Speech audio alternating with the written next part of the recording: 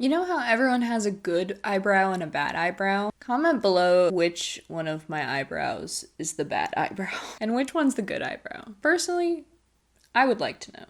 Hello everybody and welcome back to my channel. My name is Marcella Flowers, and if you're new here, don't forget to subscribe, hit the bell for notifications, like if you like what you see, and leave a comment about my new hair change. I know I was pink before, but I've been talking about going mint green for a really long time, and I'm really happy with it, and I think everyone really loves the change, so let me know what you think. Stay tuned until the very end for more ways on how to join our little family, but for now, we'll get right into the video. So, as you may have noticed from the title, today I'm going to be going over all of the mistakes that I have made throughout my makeup journey.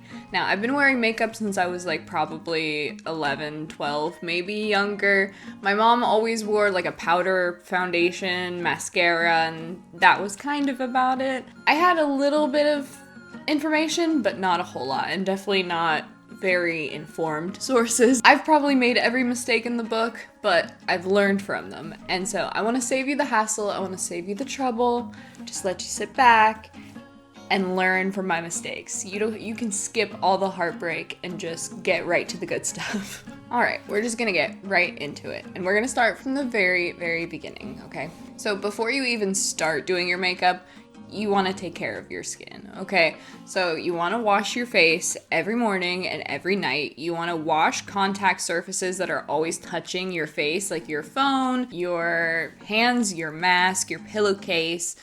Anything that is constantly touching your face, you really want to take care of, because all of those oils are getting trapped in your pores, and that's just making you break out more. It's not a good base for makeup. You want yourself to look good already, and you want to enhance that looking good with makeup. So, first things first, skincare. This is also coming from someone who has always picked at my face. Like, I just cannot stop picking at my face. Right now I have press-on nails, so they've been acting as like little baby bumpers, so I can't pick at my skin like hardly at all. But secondly, I've also had Accutane treatment, which is a skin care, I think it was just a pill, if I'm remembering correctly. It was a couple years ago, but it was just a pill that I would take daily, and eventually it would make you almost entirely stop breaking out. If you took good care of your skin, you hardly wouldn't ever break out. And as someone who had acne all over my chest, my shoulders, my back, I was always scared to wear like tank tops or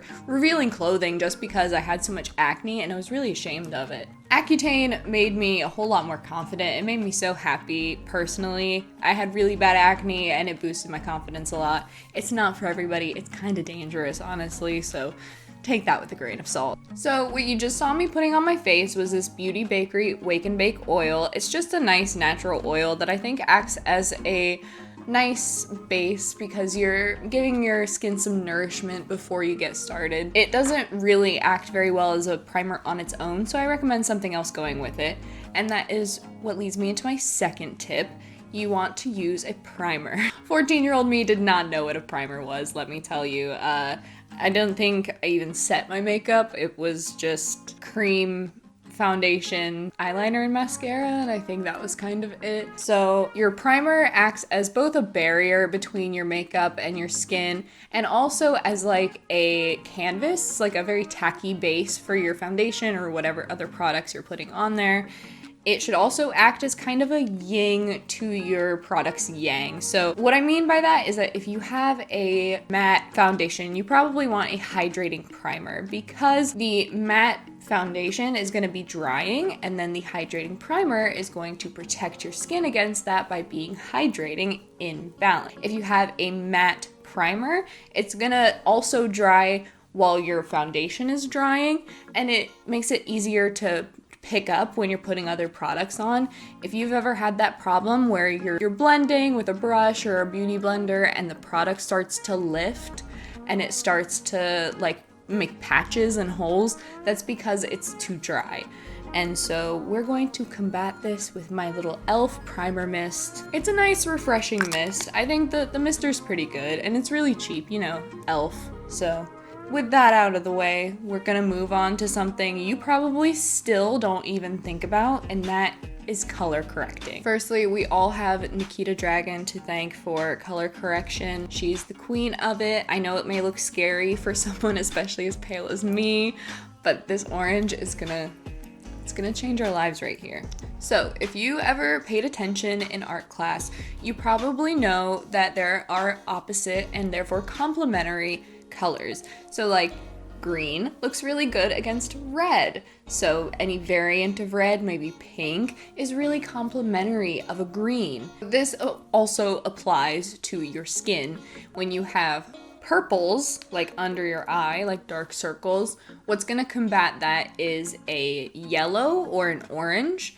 So we actually are going to take this orange Fire Potion Dragon Beauty, you know, and just kind of blend it in under here. I've put it everywhere where I have some sort of like darkness. See that? It's gonna make those little dark circles a little more skin toned. Also, if it is really, really orange and you can't get it to go away, whilst I'm blending out, I also sometimes use the peach from this old NYX color corrector. You can use any peach color corrector and it'll kind of help blend it out. If you're more pale like me, I think the dark orange really helps to offset the dark purples. So I do recommend the darkness, but to blend it out, sometimes the peach is necessary, I will say. And so this is our result after color correcting. As you can see, no foundation yet, just color correcting. We're still orange in places, but we're gonna counteract that in just a moment. So before I move on, I'm gonna give you a little bonus tip. When you're putting on cream product, it typically acts as more liquidy and gets stickier or more tacky as it dries. So this can work to your advantage or it can work to your disadvantage. If you put on a lot of product, it can work to your advantage to sit and let it dry for a little bit before blending it out, therefore placing more product directly where you want it and then blending it out later. However, this can also work to your disadvantage.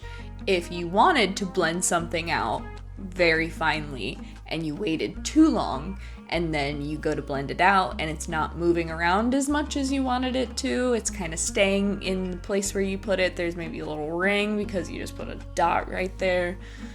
I don't know, just in theory. Just be careful. Creams do kind of dry down and get tacky after a time. So we're gonna continue our color correcting journey and do what I've started to do here, and we're gonna add a little bit of lavender. Now this is more purple lavender than the Dragon Beauty one. It's the one in this little palette that I'm using. But she just recently came out with a purple, lavender color corrector, and it's much more skin toned lavender. It's like so perfect to work with her Fire Potion one, and I want it so bad. And I don't know why I haven't gotten it yet, honestly, if I'm being real with you. But there's still time, I guess. Maybe we'll have it by the next video. I don't know. Another bonus tip, because color correcting takes a while, don't layer on a bunch of products, and if you do, make sure you blot it out with a beauty sponge or something like that if you're using a brush like me, because if you cake on a lot of product, it's gonna look kind of built up on each other. Alright, so we're finally done with color correcting, and as you can see, now that everything's blended in, it looks so like skin, and I haven't even put foundation on, honestly. There's like just a little purple left over, and that's because I know I'm gonna put foundation and concealer on, so I didn't blend it in that well. Moving on, we're gonna do something that you may not do in this order, and that's okay. Feel free to jump around to whatever fits your routine, but I do my eyebrows and my eyeshadow before I do my base and my foundation and stuff. And that is simply because when I do my eyebrows first, I can clean it up and then go straight into eyeshadow. And then if I mess up my eyeshadow or I blend a little too far, I can go and I clean it up with my base. So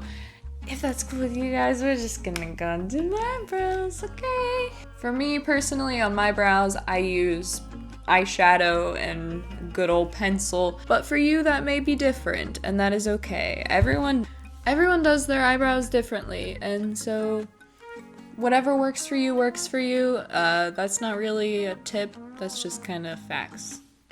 This is also time when you can, I guess this is also a bonus tip, you can also work a little movie magic. So my eyebrows personally, I don't know if you've noticed, this one is kind of like higher up than this one. This one's more like low and straight. So when I do my eyebrows, I add a little bit more height to this one, and then when I go and I do my concealer, I kind of lower this one a little bit so that they meet in the middle. They're a little evener, more even. Please don't cancel me. This one is an actual tip. You really want to use brow gel if you're doing your eyebrows. I feel like doing your eyebrows in itself is probably a tip. 14-year-old me definitely did not wear eyebrows or eyebrow gel. I mean, I had, you know, your natural brows. But I was definitely doing my foundation and my eyeliner and everything without doing my eyebrows. And I'm sure that was jarring. It's kind of jarring to look back on, but I'm sure it was jarring in person. Also, I guess if you haven't heard this before, there is a tip where when you're doing your eyebrows, the end of your eyebrow should about meet up with, you know, if you do a pencil, the end of your eyebrow should about meet up with the end of your eye. With the arch, it should be about where your iris and your eyeball kind of is, and then with the tip, you want it to stand straight up, and then the very front should be, you know, right there. Just in case you haven't heard that before and this is, you know, your first experience with makeup, you just want to get the full rundown. There's the tip for you. That's how you find the arch in your brow, okay? I can't remember if I mentioned or not, but you definitely want to use eyebrow gel. This is the 24-hour brow setter by Benefit, but any eyebrow gel that you prefer will do. Eyebrow gel just keeps your eyebrows in place. So, you know, if you have a very specific eyebrow shape you've got on, it doesn't go anywhere. So next we're going into eyeshadow. I'm going to go ahead and prime my eyelids. That's your next tip. For eyeshadow, you don't want to just stick it right onto your eyelid. Your skin, your face, your eyelids secrete oil all the time. It's just what it does to keep your skin healthy. In order to keep those oils away from the pigments that you're about to put on your face, you definitely want a barrier. So we're going to use a cream barrier. This is the P. Louise base, the whitest one possible because it's the life we live around here. I'm just going to spread that all across my eyelid. This also works really well if you do cut creases, and you know, I'll talk about that later when I get to my eyeshadow. I won't be doing a cut crease today because it doesn't work with what I'm doing later, so we're just not gonna do that. However, I will explain it so that you are prepared and you can go forth and create with all of this knowledge. Concealer can also work as a base if you don't have an actual like P. Louise base or an eyeshadow base of some sort, you know, like the MAC Ochre whatever paint pot people love to use. Concealer works just fine, just some sort of tacky base. Unfortunately, most of my regular makeup brushes are dirty, so I'm going to be just using a small kind of fluffy brush, but usually I'm going to recommend that with dark colors, like Miss Nikki Tutorials has taught us. If you watch her, you're probably going to hear me repeat a lot of the things that she talks about, but you're going to want to get a small, precise kind of fluffy brush and then place the pigment where you want it and then blend that out from there. And I'll show you what I mean in a second, but I would usually recommend a like skinnier version of this if it were like, you know, more pointed, but still kind of fluffy on the end, enough that it's like soft and can brush out the edges softly. So we're using the Playhouse palette. I'm using this dark, cool toned purple right here as just a little crease color. So that's what I mean. I have just, you know, it's kind of blown out because of the brush, so please ignore that. It is just kind of it's my fault because I don't clean my makeup brushes regularly. It's my fault, I know. So with this big old blown out brush, you might notice something that if you use just whatever brush is available and you don't know, then this might be something that you notice that you've been like, well, how does that happen? Why does that happen to me? Well, that's why. If you get a little bit of color, it's all over these bristles and then it gets everywhere. It's not very concentrated. So when you have a more precise brush, it gets a more precise drop of color, but as you can see right there, that's what will happen if you just kind of drop the pigment down. It goes right where you want it to. And so I've just put a little bit because it's going to act as like a dark part of the matte eye look. I'm just going for a matte pastel look.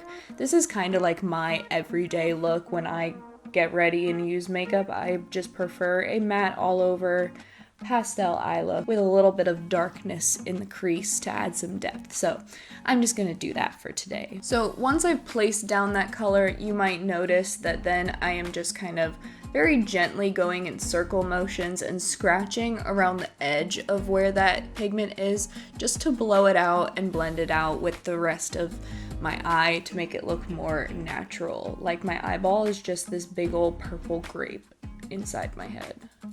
I'm then going to blend it out with Fantasia, the little lavender color from the Claire Psyche's Box palette. It's one of my favorite little pastel, cool toned lavenders, and it works very well to blend out this color, Jello. So we're just going to go around the edges. This is when the fluffy brush does come in handy. A fluffy brush is great for blending out and using, very light pastel shades to blow out that color. I'm just lazy, so I'm using the same brush because, again, I don't clean my brushes, and that's just how that happens. And then I'm just going to go ahead and take that lavender color and put it all over my lid, or at least attempt to. Sometimes I use my finger for that because, again, no brushes, but a flat brush to pack on color would be preferred. I've also mostly concentrated this very light color on the inner corner because inner corner colors, when they're very light, it makes your eye kind of open up, it makes it pop a little bit. It's all about, eye physics. It's gonna be different however your eye is shaped, but that's typically how my eyes work. Also, I promised I would tell you about cut creases, so let me go over that really quickly. When you're doing a cut crease, you're gonna wanna take that base and just very gently put it at the edge, like your lash line, and then open your eye as wide as you can, and that's going to be your outline. And that may be kind of high. You may be like, oh, that's higher than where the crease of my eyelid is. Why am I going that high? Well, when you do that, you're going to open your eye that wide anyway, so you're going to get product there on accident if you try and do it lower than where it's supposed to be.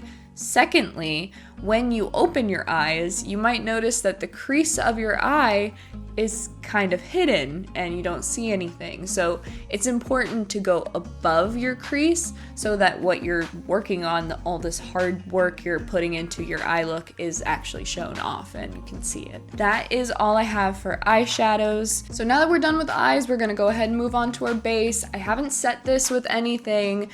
We don't typically like to put powders and then creams, like creams on top of powders. Let's go ahead and make that a rule, okay? So, or trick or tip, whatever, I don't know.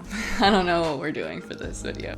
We don't like to put creams on top of powders because if you don't have the right technique, it can be very easy to look cakey. So I don't recommend, if you're a beginner, putting creams on top of powders. Powder should come at the very end and put powders on top of powders. And usually we like to put dark powders and then lighter and lighter because it helps with the blending process. That's what I did with my eyeshadow. I did the darkest color first and then blended it out because I wanted it to look very soft, very natural. If you're going for a more bold look, I guess you can absolutely do that. But, makeup is makeup. There are no rules in makeup. For foundation, I'm just going in with the Milk foundation stick.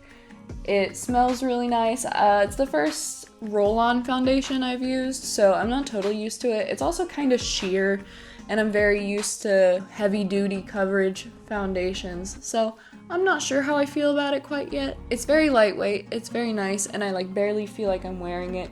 It does crease a little bit, my mouth lines very much crease. So now we are going to use a beauty blender to blend out our makeup. We use a beauty blender to blend out foundation because it is a sponge, so it's going to give you more of a skin look. When you use a brush, you risk streaking or leaving little bristle marks, so it's easy to look fake or painted on. When we're using a beauty blender, it's guaranteed to come out looking like skin. Or if you just have like a normal makeup sponge or cosmetic sponge at home, that'll work just as well. You don't have to use a fancy beauty blender or a beauty sponge just to blend out your makeup. You can definitely use a normal cosmetic sponge. Before beauty blenders were invented, that's what makeup artists did. They would have a bunch of just cosmetic sponges in their bags, and that's what they would use to blend out cream product. Next foundation tip is you definitely want to put foundation on your neck. Do not ignore your neck. Your neck is actually what you should be matching your foundation to. The reason why you should be matching to your neck is because your face is actually closer to the sun, and it gets more sun than your neck and then your chest.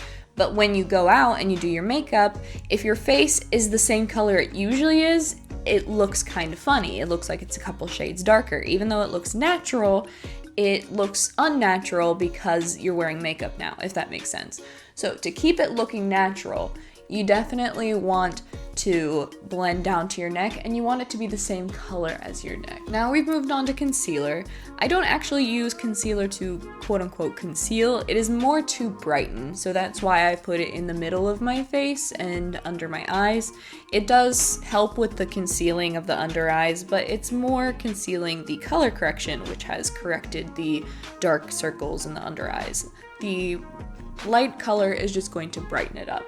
And that's also another tip that I'm going to give you. You want a concealer that is a little lighter than your foundation shade. You don't want it to be the same. When you put on foundation, you're covering up your natural contours and shadows of your face, and you're making it one solid color, and it doesn't look natural. So when you add light colors to the highlights and dark colors to the lowlights, you get a natural looking face. And that's what we're going to do here. We're gonna look as natural as possible, you know, but natural in the way that like a fairy looks natural. So like not natural, but like natural. All right, finally we made it to powder. Powder comes last, as we said before. And also, we're going to teach you how to bake. Baking is when you take your sponge, and as you can see, you get a large amount of product and you place it in one spot that is particularly prone to moving around. Like the under eyes, you can do your smile lines. I do those, but you can do your crow's feet, your forehead wrinkles, whatever needs baking. You can go ahead and stuff some powder in there. Beauty Bakery's baking flour is what I'm using right now, and that's definitely what I recommend. It's named baking flour, so you know it's made for baking those lines. It does, however, stick to your foundation, so if you are not ready for it to go where you're placing it, then don't place it because it's gonna stay there forever. Usually I use the Beauty Bakery shade Rice, the white one, to highlight, you know, I bake the very light parts of my face, and then I use the translucent one to set the rest of my face. However, because I use so little of it, I have a lot of white and not any more of the translucent one. So I'm just going to very lightly dust my face with the white one. I know I'm gonna look like a little ghosty goo, but that's okay. Ghosts are cute too. It's fall now. Ghosts are in. It's in fashion, so it's fine. Yeah, don't forget to set your neck. You put foundation on your neck, don't forget to set it. If there is a cream, you're gonna wanna set it. Let's make it a rule, or whatever we're doing. If you ever went to an amusement park with a stupid cream foundation on like me, and you wondered why it was moving around halfway through or setting into your lines in your face, it's because you didn't put powder on. When you put powder on, it kind of sucks a lot of the moisture out of the foundation, the cream products, so that it stays where it's put. It's not liquidy and moving around. It doesn't want to move. It just stays. Also, I will mention this because before we get too far, I have heard that some people like to use their setting spray mixed in with their foundation to make their makeup last longer. I haven't tried that myself, so I can't vouch for it or say it isn't true. So you let me know. That's something I've heard. You take that for what you will. Next, we're gonna move on to contour. So like I said, we've got the highlights of the face. Now we've got the lowlights of the face. I'm doing the same thing that I did with my eyeshadow. It's what we're gonna do with all our powder products. We're going to place it where we want it, and then we're going to blend it out. So we want to concentrate it right up where the natural contours of my face are, but just a little bit higher because, you know, we're having fun here. It's makeup. And then we want to blend it out right here, just so it blends into our face. And with contour, you definitely want to blend up. You don't want to blend on the lower side. That harshness is going to be okay. You know, you blend out that initial little harshness, but that contrast between the light and the dark, that's okay, especially if you're going for a higher cheekbone. You definitely want to blend upwards you don't want to blend down because then you're going to make your face look a lot lower. You're going to want to stop right about where your eye starts. So right about here is where you should be stopping the contour. That's where it should blend out the farthest. If you have a big forehead, you can go ahead and use this to contour your forehead and make it look a little smaller. I just kind of do a little ring around my forehead to add some depth, and then I go in and I soften that out with my beauty blender. If you go ham with some sort of powder or contour, highlight, whatever, just use your beauty blender to blend it out. If you go a little too overboard with the blush, go ahead and soften it up with a little bit of leftover powder that's on your beauty blender. I'm also going to contour my nose. You can do this to make your nose look smaller. My nose is already kind of small at the top there, but I like to contour the bottom a lot to make the end look a little bit smaller. And that's just me. I don't think I'd ever get a nose job, but I like to contour my nose when I wear makeup. It's just who I am, okay? Don't question it.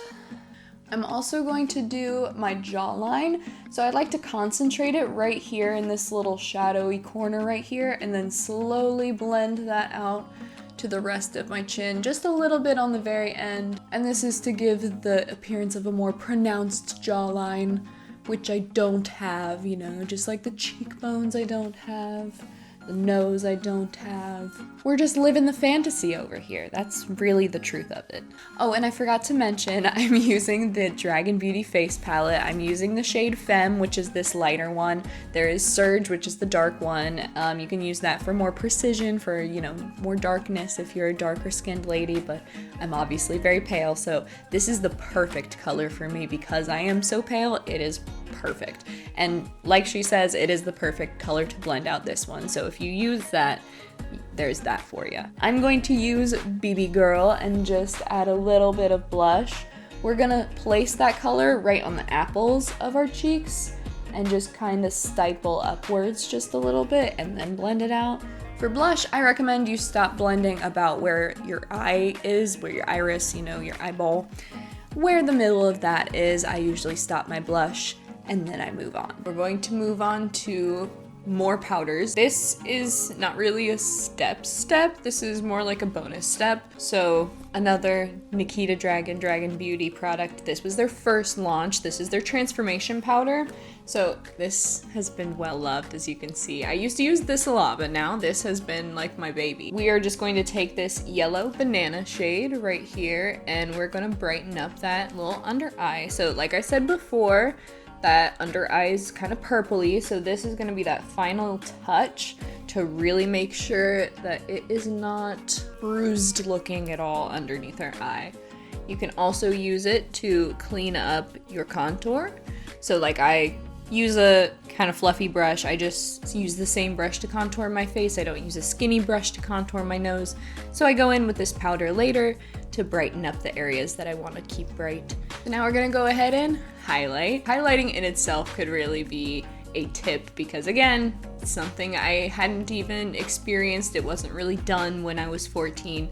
So we're going to spray this guy with some setting spray, make sure that color pops and that it stays where it's put to make sure that highlight doesn't flake away, which is very important with glittery ones as well. This is another reason why I feel like the setting spray in the foundation will probably work really well. I just haven't tried it yet. So again, let me know if that works. I really want to know. Anyway, be careful spraying your brushes because as you can see, the paint on this brush has started to come off a little bit because I use the same brush for highlighting and it always happens like this. I'm going in with the purple highlight right here, Fantasy from the face palette. We're just gonna put that, it's very close to our eyeshadow, but it's also like the natural highlight of our face. It's the very top of our blush, the edge of our eyeshadow, and we're just gonna blend those two babies together with a little glitter. You can also bring it forward right here to get that glossy sheen when you turn your face. I personally am a huge fan of that, especially because I work with bright lights, so I like that little glow to my face. A Cupid's bow highlight is cute if you, and I mean, just like a upper lip highlight is also very cute if you want, you know, your lips to have a little bit of glitter. I also highlight just a little bit on my chin And then I do the tip of my nose, just so it's like a little crystal ball right there at the end of my face. And I do the top of my eyebrows, just right here, again for that like natural but like fairy kind of natural glow right there. I mean, it's like a purple highlight, so it's not subtle by any means. And I also put it on my eyeshadow. I always save that for last. Some people do separate highlights for their eye look and they use different brushes. I'm lazy and also I don't care. So we're just gonna take this sucker and pop it in this inner corner. You know, like I said earlier, we want some pop in there. So now we're gonna add some glitter and then we're gonna put it on the brow bone right in there. Thank you, Nikita Dragon, for sponsoring my entire face today. I really appreciate it. Please send me your next launch. I will forget to buy it. I'm just kidding. You know, I would die if she actually sponsored this video. Hope you know that. So now that we have literally done everything else, it is time for the icing on top, which is lashes and lips. These are like, it's the dessert of makeup. You know, you buy foundation because you have to. You buy lashes because you want to. You buy new lip products because you want to. You don't buy them because you need to. Oh, no, no, no. You buy them because you want them. It's what I save for last. I always did that as a kid too. When I had my Lucky Charms, I would eat all of the like cereal part first, so that at the end, it was all marshmallows and I could just enjoy that sweet marshmallow ride. So that's what we're gonna do here. We're gonna enjoy this marshmallow ride. We're going to take it slow. Don't rush the end because you'll start forgetting stuff. I always forget stuff. We're making it a tip, okay? Don't forget to take it slow. So we're gonna curl our lashes. I do this before I put mascara on because it kind of gunks up my eyelash curler. Some people do the mascara first because it holds, you know, its shape better. I think my eyelashes kind of hold their shape pretty well, so I'm gonna go ahead and do that. Be sure not to rest it on your face because it could, you know, smudge your makeup. It's still setting. And we haven't put setting spray on it at all, so you don't want to smudge it before you're done. Now we can go ahead and throw on some mascara. I've got this little travel size milk mascara. It's the Kush mascara, and we're just gonna go ahead and coat our lashes. I recommend you kind of throw your head back because you are flicking upwards and you can get it on your eyeshadow. They have like little guards for your upper lower lashes, I think, but I just throw my head back. Again, we lazy, we don't like to try very hard. Flick our head back, make sure our hair isn't in the way. Suddenly dyeing strands of our hair black. Oh, that looks really nice. I did this yesterday when I put makeup on, and then I did this and I was like, oh my gosh, I could just do no lashes and I would just wear mascara and I could look so nice. And then later when I took my lashes off, I was like, I look like a naked mole rat. Oh my god. And it happens every time. I'm like, wow, natural beauty. I'm so pretty. And then I'm like, no. So just like dessert, you know, you want to have a lot of it, but you got to be smart. You got to be strategic with how you have your dessert. So don't layer it on in the middle because it's easy. You want to make sure you're getting the very ends of your lashes over here and you're getting those inner corner lashes to make sure every single lash has some mascara on it, okay? Blink a couple times, make sure your lashes are comfortable, and then move on. So now we're going to do our lower lash line, and I'm gonna do a swift little sweep vertically or horizontally, and then I'm going to switch to a vertical motion. And I'm gonna go back and forth with just the tip. I'm gonna make sure that there's no like excess gunk on the very tip because you know how that happens with mascara wands. And I'm just gonna go back and forth very gently. In doing that, you have pushed together the lashes that already kind of grow together, and it gives this effect of lower lashes, like, you know, fake lashes that you put on your lower lash line. And it opens up your eye a whole lot more. If you can see, this has lower lash line mascara. This has just my upper eye mascara, and this one looks already so much bigger and so much livelier. That's a word. Yeah, livelier. That's a word. Now we can move on to lashes. So this is my favorite lash company right now. It's Likely Makeup with Likely Lashes. All the lashes they put out are so adorable. They come in this reusable box. They are reusable up to 25 times if you take care of them. They're vegan, cruelty-free, and they come in this sweet little box. There's a nice little cruelty-free bunny right here. Has the little angel right here, it says Likely. This one is called the Sleepy Starlet, and it says it right here. In my makeup organizer, I have all my lashes in like almost like a little filing drawer, and they have their names on them, so that's how I organize mine, because they are mostly Likely Makeup lashes, because I mean, look at these. These are the perfect, like, natural, but almost, you know, the fairy natural, the one that we're going for here. You know, that you say it with me, the fairy natural look. When you open up a box of lashes, they're not already going to fit your eye. I mean, potentially they might, but most times they're not going to. So when you put that lash on and you size it up and you see how much you need to cut off, here's what you're gonna do. A lot of people will tell you to cut from the inner corner because you don't want to lose the length that's on the outside. I disagree with that, and here's why. Most people who do that also complain that they get pokiness on the, is there a better word for that?